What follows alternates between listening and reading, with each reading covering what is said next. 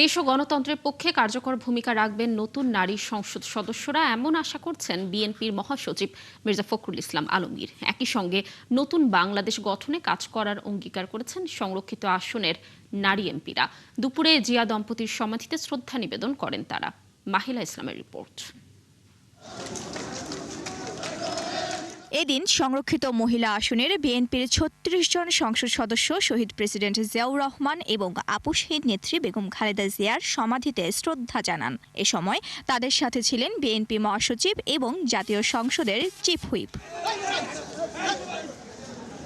পরে সংসদ সদস্যরা জানান, নারী সুরক্ষা ও অধিকার নিশ্চিতে সংসদে কার্যকর ভূমিকা রাখতে কাজ করবেন তারা। পবিত্রতার সহিত একদম পরিপূর্ণভাবে সততার সহিত যেন পালন করতে পারি, এটাই হলো আসলে মূলত এখন চিন্তা চেতনা এবং বিশ্বাস। নারীরা যে হেনস্থা হচ্ছে, এটা কিন্তু হেনস্থা হচ্ছে ম্যাক্সিমামই পুরুষ দ্বারা। সেই পুরুষের মাইন্ডসেটে যদি আমরা টাচ করতে না পারি, আমরা যত আর আইনের অনুশাসন যদি সম্পূর্ণরূপে কায়েম করতে না পারি, তাহলে এটা আসলে ওই কথার মধ্যেই থেকে যাবে, কাজ খুব একটা হবে না।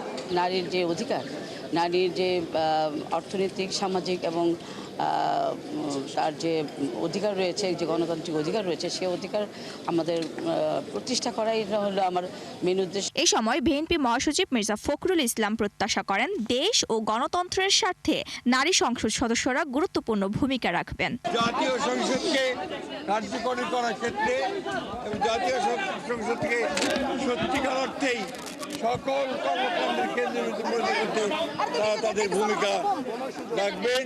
সবাইকে সঙ্গে নিয়েই সামনের দিকে এগিয়ে যাওয়ার প্রত্যয়ও ব্যক্ত করেন তিনি। তাদের এই শপথ এবং তাদের এই আজকে যে তারা এসেছেন, তাদেরকে আমরা সমর্থন করি। মাহিলা ইসলাম, ৭১, ঢাকা।